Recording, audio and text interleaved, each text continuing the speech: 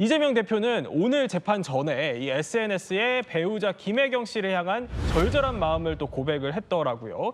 자신 때문에 가족까지 검찰의 표적이 됐다면서 미안함을 표현을 했는데 이 오늘 선고 결과에 대한 이 대표 측의 좀 반응도 나왔습니까? 어떻습니까? 네, 이재명 대표 조금 전에 국회 본회의를 마치고 나오면서 기자들에게 선고 결과에 대한 반응을 내놨는데요. 예. 너무 아쉽다, 항소하겠다 이렇게 말을 하면서 좀 이렇게 말을 아끼는 모습이었습니다.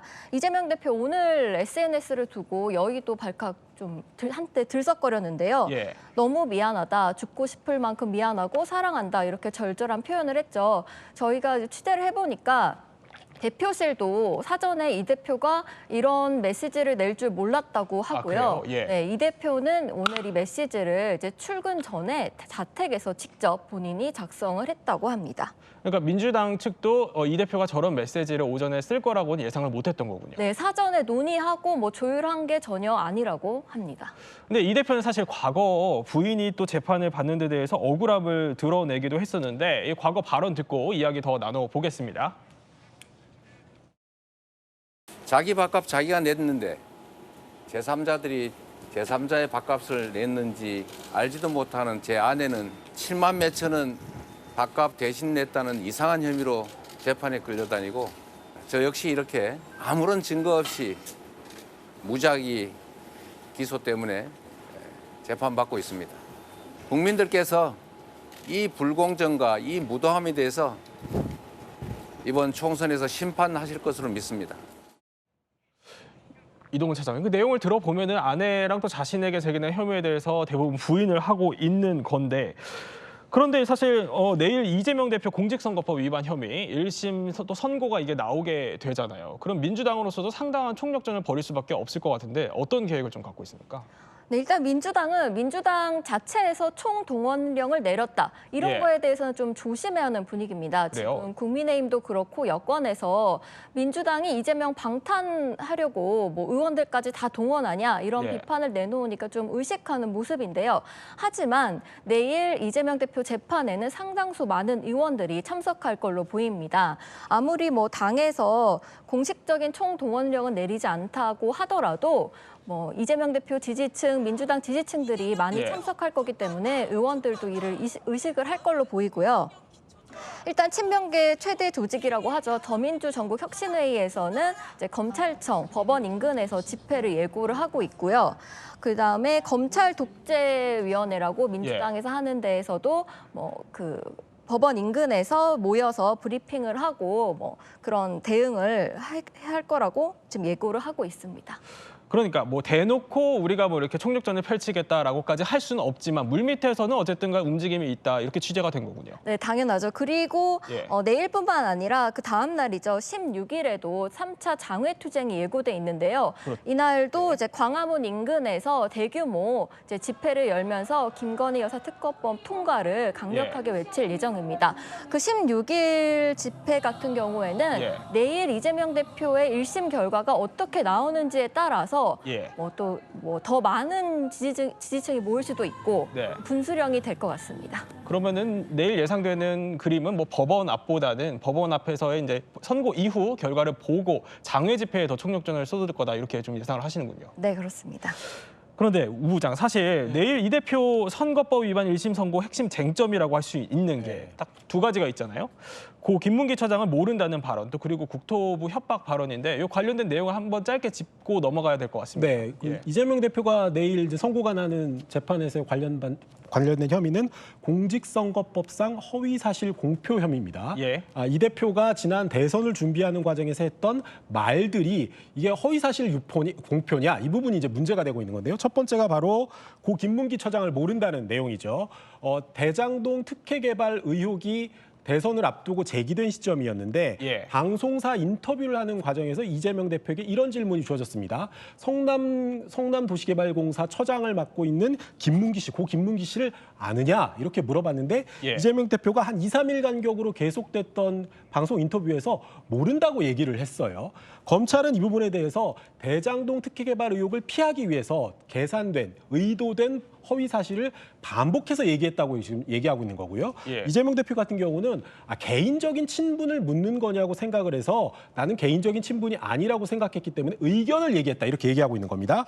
다음 발언은 바로 국토부 협박 발언이죠. 예.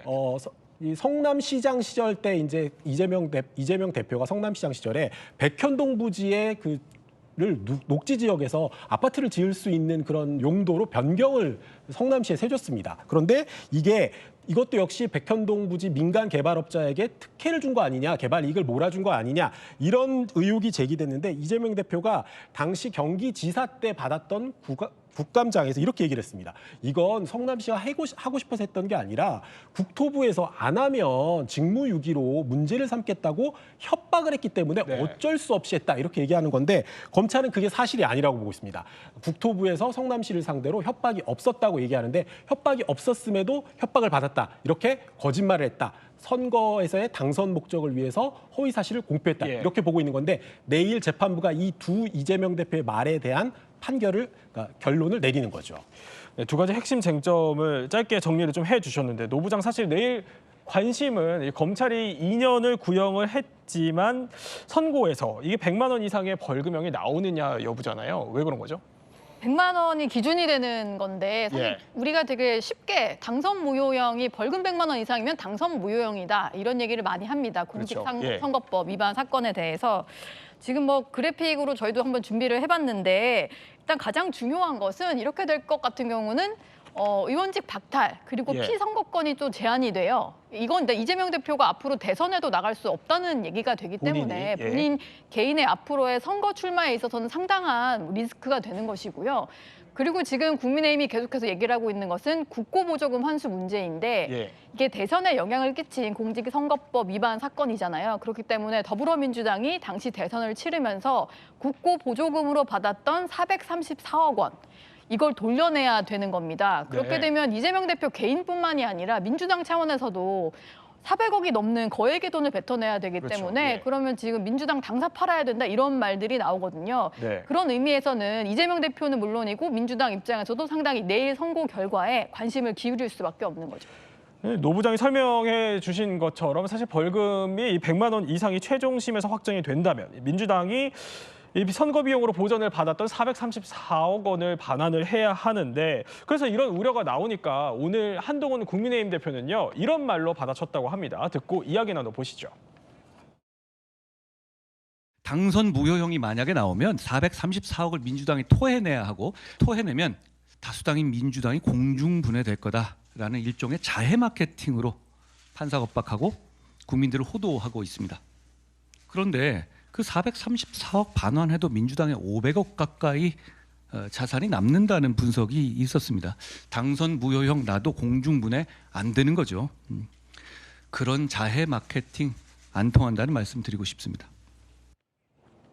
노 부장이 들어보면 한 대표는 이 민주당에 500억 가까이 뭐 자산이 있다 이렇게 강조를 하는데 이 점을 강조한 액수를 강조한 남다른 이유가 있을 것 같습니다. 지금 그러니까 434억 예. 원을 반환을 하고도 500억이 남는다. 그러니까 지금 900억이 넘는 자산가다 뭐 이런 예. 얘기를 하려고 하는 것 같아요. 충분하다. 민주당이. 예. 그러니까 충분히 반환하고도 남는 돈이 있다 이런 얘기를 하는 건데 왜냐면은 예전에 그 이재명 대표가 지금은 선고가 나왔지만 옛날에 이 공직선거법 위반 사건으로 수사를 받을 당시에도 예. 여의도에서 정치인들은 이제 우스갯소리로 그런 말을 많이 했었는데 가장 민주당 입장에서는 신경이 쓰일 만한 재판이 공직선거법 위반 사건일 거다. 네. 왜냐하면 국고보조금 반납을 해야 되는 형이 나오게 되면 진짜 그 빈털터리로 당사 건물 팔아야 될 수 있다 이런 얘기들이 많이 나왔었어요. 예. 그리고 그걸 대비해서 민주당이 아무래도 당을 뭐 해산을 하거나 아니면 당명을 바꿔버리거나 당을 쪼개거나 이런 식으로 재산을 미리 분배해둘 수 있다 이런 얘기까지 나왔었거든요. 그렇군요. 예. 그렇기 때문에 지금 국민의힘에서 한동훈 대표를 비롯해서 여러 가지 법률가 출신 의원들이 저런 얘기를 하는 이유는 예. 국민의힘이 혹시나 돈이 없다고 얘기를 하면서 미리 재산을 조금 나눠서 배분을 해놓거나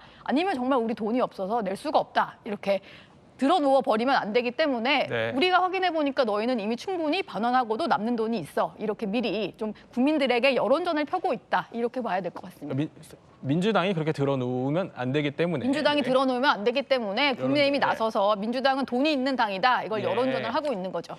어쨌든 간에 정치권에서는 상당히 적지 않은 돈이면은 틀림없어 보이는데 그럼 이런 한 대표 주장에 대한 민주당의 반응도 있을 것 같거든요. 어떻습니까? 아니요, 아직 그 한 대표 오늘 주장에 대해서 공식적으로 민주당이 반응을 낸 건 없고요. 저희가 따로 취재를 해보니까요. 예.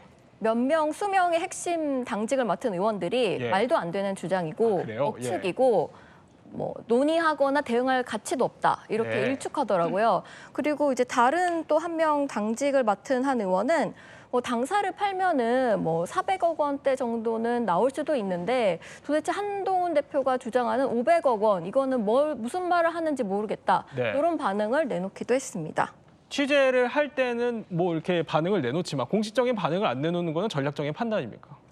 뭐 그럴 수도 있고요. 일단 뭐 예. 괜히 그 반응을 내놓으면 또 국민의힘 쪽에서 반응이 나오고 이슈가 더 키워질 수 있잖아요. 그럴 수 있죠. 민주당 예. 입장에서는 아직 대법원 판결도 나오지 않았고 그런 상황에서 굳이 이 이슈를 미리 예. 키울 필요가 없다. 이렇게 판단하는 것 같습니다. 그렇군요.